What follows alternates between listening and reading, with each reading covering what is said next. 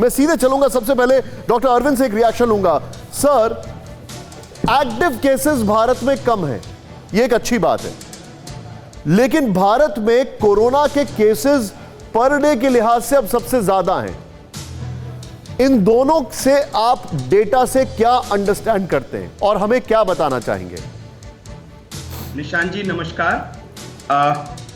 बहुत clear message है कि 1.5-2 महीने पहले पिछले वर्ष में की गई सख्ती और कोविड एप्रोप्रिएट बिहेवियर की वजह से हमारे देश ने, और जब मैं देश कह रहा हूं तो उसमें सरकार, लोग, जनता, सभी लोग शामिल हैं, सबने मिलकर इस पर कुछ हद तक जीत हासिल की थी।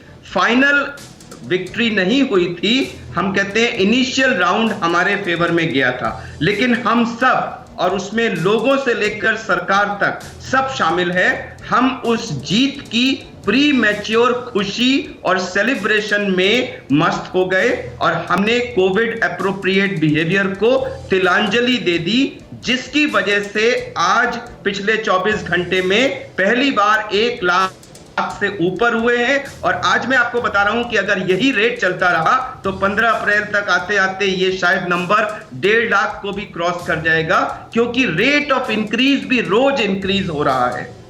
अब जरूरत क्या है? हम लोग पिछले 1 हफ्ते से ये बोल बोल के थक गए हैं कोविड एप्रोप्रिएट बिहेवियर, इस शब्द को इस्तेमाल कर करके एक्चुअली जुबान थक गई है, लेकिन लोग नहीं सुन रहे हैं। आपने शायद एक पुणे का वीडियो देखा होगा। मैं आपसे एक चीज जानना चाहूंगा डॉक्टर साहब, एक चीज जानना चाहूंगा कोविड एप्रोप्रिएट बिहेवियर को लेकर। मैंने कल एक इंटरव्यू सुना और आप भली बात जानते हैं उस व्यक्ति को, डॉक्टर फाउची, जो कि अमेरिका में इस पूरे ऑपरेशन को लीड कर रहे हैं, बल्कि कहा जाए वर्ल्ड में भी एक सबसे पायनियरिंग एफर्ट है। उनका यह कहना है कि लोगों में अब फटीग आता जा रहा है, लोग थक जा रहे हैं कोविड एप्रोप्रिएट बिहेवियर को लेकर। इस फटीग से क्या किया जाए, लोगों को कैसे समझाया जाए? मैं जानता हूं लोग गलत हैं, लेकिन अगर मैं थोड़ा सा उनकी साइड भी लूं, एक फटीग आता जा रहा है लोगों में, वो थक गए हैं, इस पर आप क्या कहेंगे? निशांत जी, मैं 100% उनके साथ असहमत हूं।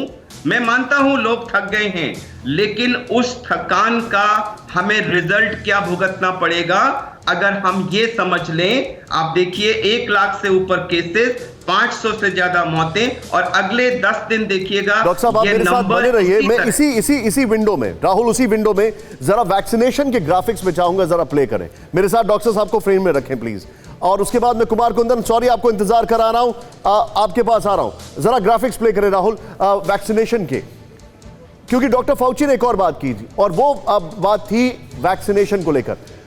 वैक्सीनेशन में भारत कहां पर है सर? ये देखें आप, भारत एकदम नीचे पीछे की तरफ। अगर आप देखें यहां पर 4.76 सर, 4.76%।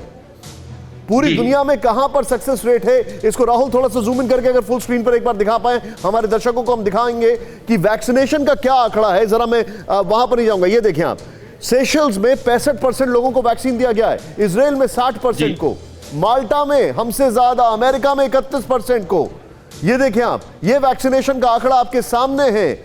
यूके, चिली, हर जगह के आंकड़े देख रहे हैं आप, और भारत में सिर्फ 4.76%। मैं डॉक्टर साहब के पास वापस आऊंगा। डॉक्टर साहब, डॉक्टर फाउची ने एक और चीज की, और वो कही उन्होंने कि इसका सिर्फ इलाज एक है कि हमें वैक्सीन जल्दी से जल्दी देना पड़ेगा। मैं आपसे बहुत क्रिटिकल सवाल पूछ रहा हूं, क्या आपको ऐसा नहीं लगता कि हम वैक्सीन के मामले में, बाहर वैक्सीन देने के चक्कर में, और अभी जो अलग अलग हमने नॉर्म्स बना दिए, 45 साल, ये साल, वो साल, हम पीछे पड़ते जा रहे हैं? जी निशांत जी, मैं 100% इस बात से सहमत हूं कि पिछले साल और इस साल में बहुत बड़ा डिफरेंस है कि इस साल हमारे पास एक इफेक्टिव वैक्सीन है।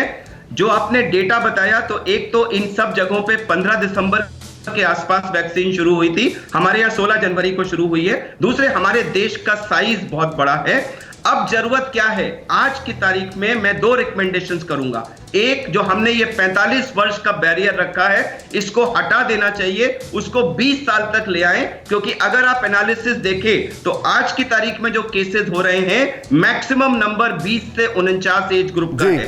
तो पहले तो इस बैरियर को हटा दीजिए, और दूसरा, open the flood gates of vaccination. and let the vaccination go at maximum possible ठीक है, पॉइंट टेकन सर। मैं बहुत तेजी से आगे बढ़ूंगा, माफी चाहूंगा आपको रोकने के लिए सर। परवाह देश की, सोमवार से शुक्रवार रात 10 बजे TV9 भारतवर्ष पर।